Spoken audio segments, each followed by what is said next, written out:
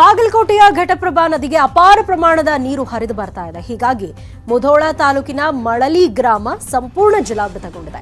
ರಾತ್ರೋರಾತ್ರಿ ಇಡೀ ಗ್ರಾಮಕ್ಕೆ ನೀರು ಸುತ್ತುವರೆದಿದ್ದು ಮನೆಗಳಿಗೆ ನೀರು ನುಗ್ಗಿ ಜನಜೀವನ ಅಸ್ತವ್ಯಸ್ತಗೊಂಡಿದೆ. ಗ್ರಾಮದ ಜನರನ್ನ ತಾಲೂಕು ಆಡಳಿತ ಮಂಡಳಿ ಸುರಕ್ಷಿತ ಸ್ಥಳಗಳಿಗೆ ಸ್ಥಳಾಂತರ ಮಾಡಿತು. ಬೋಟ್ ಮೂಲಕ ಜನರನ್ನ ಸಾಗಿಸಲಾಗ್ತಾ ಇದೆ. ದನಕರುಗಳನ್ನು ಕೂಡ ರಕ್ಷಣೆ ಮಾಡಲಾಗ್ತಾ ಇದೆ. ಗ್ರಾಮದ ಪ್ರಾಥಮಿಕ ಶಾಲೆಯಲ್ಲಿ ಕಾಳಜಿ ಕೇಂದ್ರ ಓಪನ್ ಮಾಡಲಾಗಿದ್ದು ಜನರನ್ನ ಈ ಕೇಂದ್ರಕ್ಕೆ ರವಾನೆ ಮಾಡಲಾಗ್ತಾ ಇದೆ.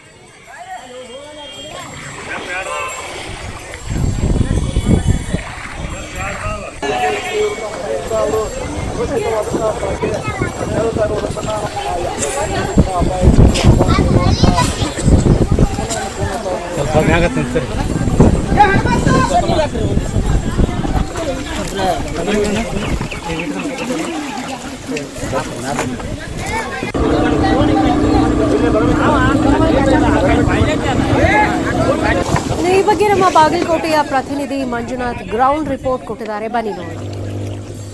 ಮಹಾರಾಷ್ಟ್ರದಲ್ಲಿ ನಿರಂತರವಾಗಿ ಮಳೆ ಸುರಿತಾ ಇರುವಂತಹ ಕಾರಣದಿಂದಾಗಿ ಬಾಗಲಕೋಟೆ ಜಿಲ್ಲೆಯಲ್ಲಿ ಹರಿಯುವಂತಹ ಕೃಷ್ಣಾ, ಮಲಪ್ರಭಾ ಮತ್ತು ಘಟಪ್ರಭಾ ನದಿಗಳು ಅಪಾಯದ ಮಟ್ಟವನ್ನು ಮೀರಿ ಹರಿತಾ ಇದ್ದಾವೆ. ಸದ್ಯಕ್ಕೆ ನಾವೀಗ ಬಾಗಲಕೋಟೆ ಜಿಲ್ಲೆಯ ಜಮಖಂಡಿ ತಾಲೂಕಿನ ಮುತ್ತೂರು ಬಳಿ ಹರಿಯುವಂತಹ ಕೃಷ್ಣಾ ನದಿಯಲ್ಲಿದ್ದೀವಿ. ಇಲ್ಲಿ ಬೋಟ್ನಲ್ಲೂ ಕೂಡ ನಾವು ಪ್ರಯಾಣವನ್ನು ಮಾಡ್ತಾ ಇರುವಂಥದ್ದು. ಮುತ್ತೂರು ನಡಗಡ್ಡೆ ಏನಿದೆ, ಆ ನಡಗಡ್ಡೆಯಲ್ಲಿ ಸುಮಾರು ಕುಟುಂಬಗಳು, 100ಕ್ಕೂ ಹೆಚ್ಚು ಕುಟುಂಬಗಳು ಅಲ್ಲಿ ವಾಸವಾಗಿರುವಂಥದ್ದು. ಆ ಕುಟುಂಬಗಳನ್ನು ಈಗ ಸ್ಥಳಾಂತರ ಮಾಡುವಂತಹ ಕೆಲಸವನ್ನು ಜಮಖಂಡಿಯ ತಾಲೂಕು ಆಡಳಿತ ಹಾಗೂ ಜಿಲ್ಲಾಡಳಿತದ ನೇತೃತ್ವದಲ್ಲಿ ಮಾಡಲಾಗ್ತಾ ಇದೆ. ಈ ಬೋಟ್ನಲ್ಲಿ ಪ್ರತಿಯೊಂದು ಕುಟುಂಬಗಳನ್ನು ಸುರಕ್ಷಿತ ಸ್ಥಳಕ್ಕೆ ಸ್ಥಳಾಂತರ ಮಾಡುವಂತಹ ಕೆಲಸ ನಡೀತಾ ಇದೆ.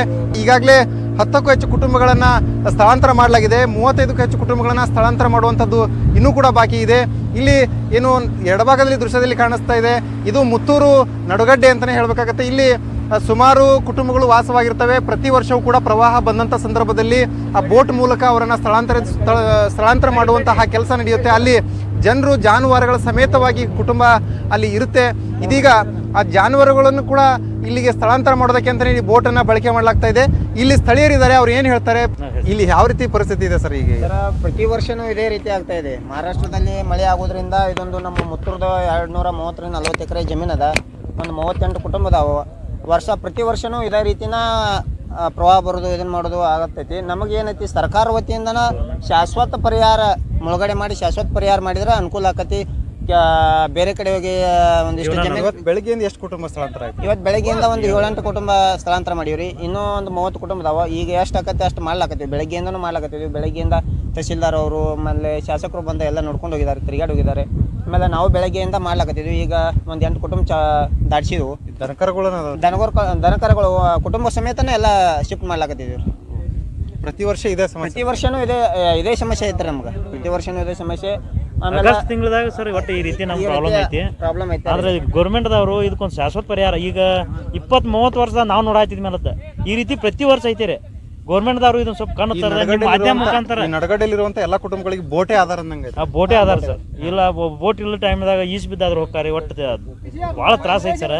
ಆದಷ್ಟು ಗೌರ್ಮೆಂಟ್ದವ್ರು ಇದಕ್ಕೆ ಒಂದು ಲಕ್ಷ ವಹಿಸಿ 200 ಎಕರೆ ಎಲ್ಲ ಮುಳುಗಡೆ ಮಾಡಿ ಅವರು ಶಾಶ್ವತ ಪರಿಹಾರ ಕೊಡಿಸ್ಬೇಕಂತ ನಾವು ನಿಮ್ಮ ಮಾಧ್ಯಮ ಮುಖಾಂತರ ವಿನಂತಿ ಮಾಡ್ಕೋತೀವಿ.